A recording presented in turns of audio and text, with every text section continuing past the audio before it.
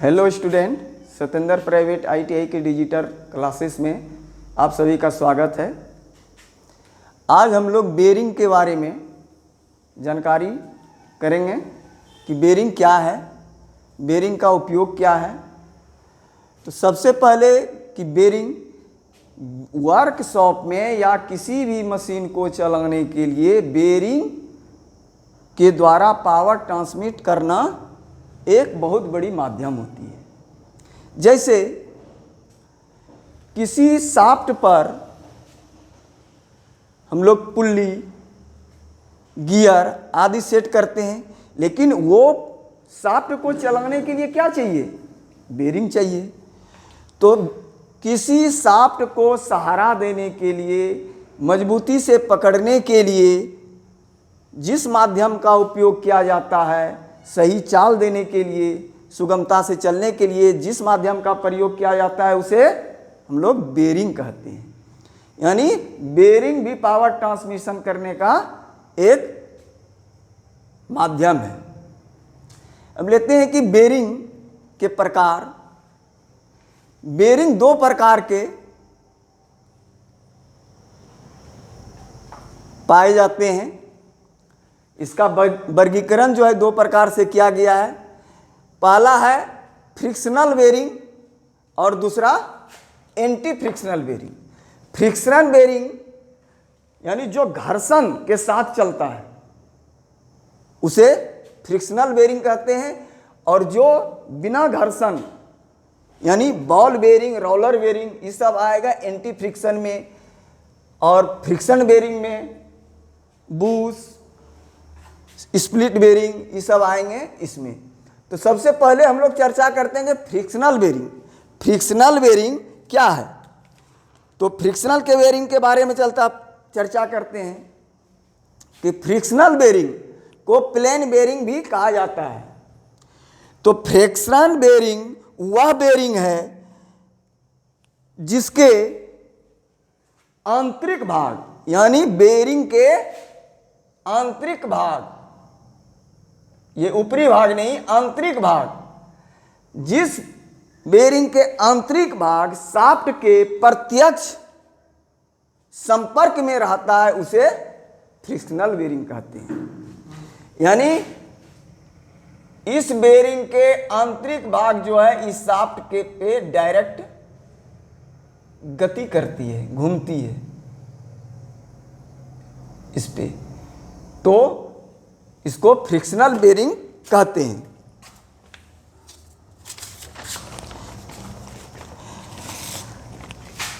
अब frictional bearing जो है वो सिलेंडर नुमा होती है। फ्रिक्शनल बेरिंग सिलेंडर नुमा, गोलाकार, बीच में हॉल रहता है। फ्रिक्शनल बेरिंग की लाइफ ज़्यादा नहीं होती है और फ्रिक्शनल बेरिंग को कास्ट आयरन के बने हाउसिंग में फिट किया जाता है। ये frictional bearing. Frictional bearing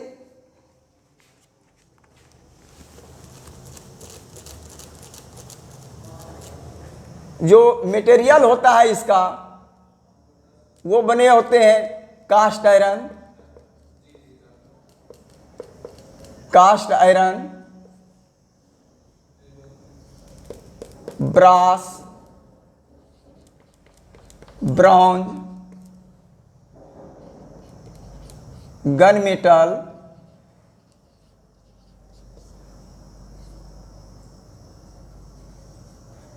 white metal. किसके बने होते हैं?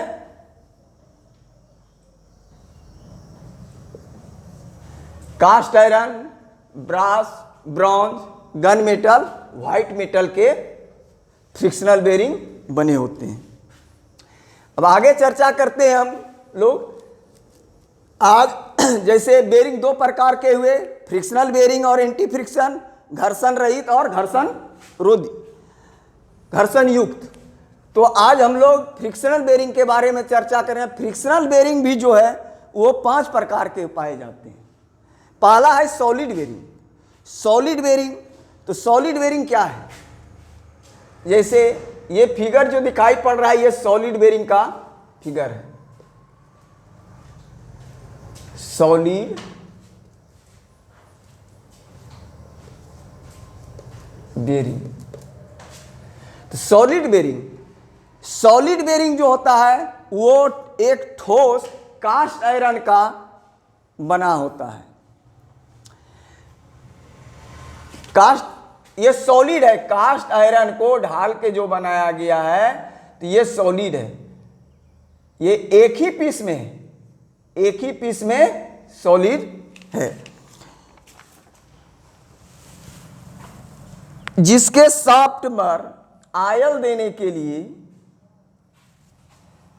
यानी सॉलिड बेरिंग पर एक आयल हॉल रहता है। जब इसके अंदर शाफ्ट मूवमेंट करता है तो इस पर आयल देने के लिए एक आयल हॉल रहता है, ये सॉलिड बेरिंग के मध्य में ऊपरी भाग पर। इसकी लाइफ ज़्यादा नहीं होती है, यानी कोई भी फ्रिक्शन बेरिंग की ज़्यादा लाइफ नहीं होती है, लेकिन ये एक साधारण बेरिंग है। दूसरा है बुश बेरिंग। अब बुश बेरिंग क्या है? तो बुश बेरिंग जो है, बुश बेरिंग भी सॉलिड बेरिंग के ही रूप है, लेकिन इसमें क्या होता है, जब सॉलिड बेरिंग पर अंदर में सॉलिड बेरिंग के हॉल में शाफ्ट को जब लगाया जाता है, जब उसके चाल पर घर्षण करती है तो ये भाग धीरे धीरे धीरे धीरे घिस जाती है, और घिसने के साथ शाफ्ट पर भी कुछ घर्षण आने से शाफ्ट भी खराब हो जाते हैं। उसके लिए बुश बेरिंग का प्रयोग किया जाता है। तो बुश बेरिंग में जो है सॉलिड बेरिंग के आंतरिक भाग को, यानी इसको बोला जाता है हाउसिंग। आंतरिक भाग को बड़ा व्यास का बना के, जैसे ये है, अब इसको बड़ा व्यास का बना दिया जाएगा। चलो इसको रहने देते हैं, दूसरा बनाते हैं। अब जैसे ये बुश बेरिंग है,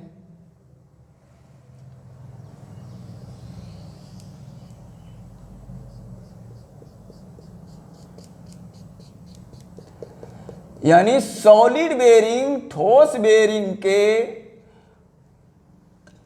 घिसे हुए हाउसिंग को बड़े व्यास का बनाकर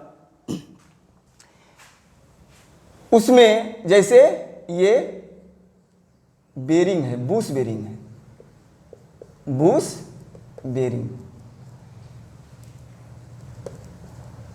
बुश बेरिंग। तो जब ये इसको हॉल के व्यास को बड़ा कर दिया जाता है तो उसके ये बाहरी डाया है, ये अंदरूनी है। इसके साइज का बनाकर इस पे हाउसिंग में लगा दिया जाता है। तो ये जो बुश बेरिंग जो है, इसको ठोस बेरिंग में शाफ्ट और इसका कॉलर खत्म हो जाने के बाद ये बेरिंग स्वतः खराब हो जाती है, इसको पूरे बदलना पड़ता है। लेकिन इसके हाउसिंग को बड़े व्यास का बनाकर ये बुश लगा दिया जाता है, और ये बुश जो बनता है gun metal, white metal, bronze, जैसे हम लोग अपने दैनिक जीवन में भी यूज करते हैं। जैसे वाटर पंप लीजिए, उसमें से जो शाफ्ट लगता है, इंपेलर लगता है, उसमें बुश का प्रयोग किया जाता है। लेकिन वो बुश किस चीज का रहता है? पीतल का रहता है या कॉपर का रहता है। उसी अनुपात से इसको जब इसमें लगा दिया जाता है, उसके बाद शाफ्ट उसमें लगाया जाता है, तो उसमें ये जब ये खराब हो जाती है, यानी कुछ समय के बाद जब घिस जाती है, तो ये बुश को निकाल के फिर उसमें दूसरा बुश डाल दिया जाता है। ये हुआ बुश बेरिंग। तीसरा है स्प्लिट बेरिंग।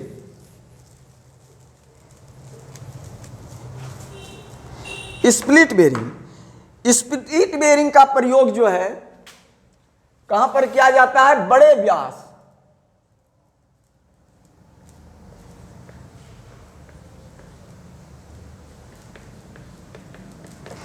स्प्लिट बेरिंग का प्रयोग बड़े व्यास के शाफ्टों पर किया जाता है। यह दो पीसों में पाए जाते हैं। यहां पर आगे हम लोग सॉलिड बेरिंग और बुश बेरिंग एक पीस में, लेकिन स्प्लिट बेरिंग दो पीस में पाए जाते हैं। जैसे ये बेरिंग ही है तो इसको दो भाग कर दिया जाता है, और कास्ट आयरन का बना हुआ बॉकेट और हाउसिंग में इसको दोनों पीस को सेट किया जाता है।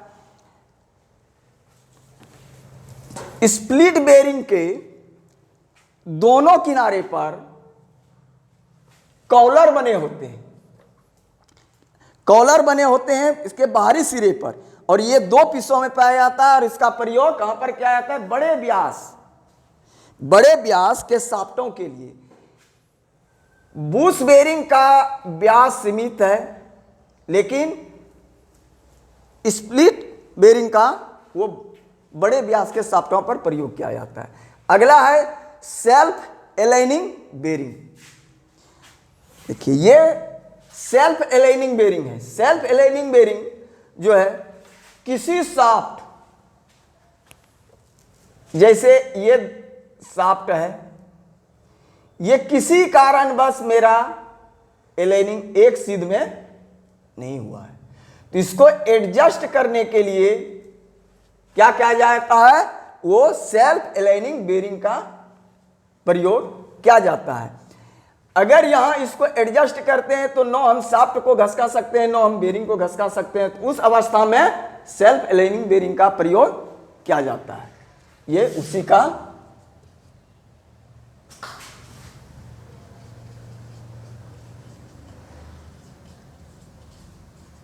Aligning bearing. अगला है adjustable slide bearing. Adjustable slide bearing, तो एडजस्टेबल स्लाइड बेरिंग जो है का प्रयोग हाउसिंग में, जो इसका हाउसिंग होता है बेरिंग का हाउसिंग, उसमें से टेपर युक्त एडजस्ट करना है, यानी टेपर युक्त ये क्या है? बेरिंग है। ये बेरिंग है, लिखते हैं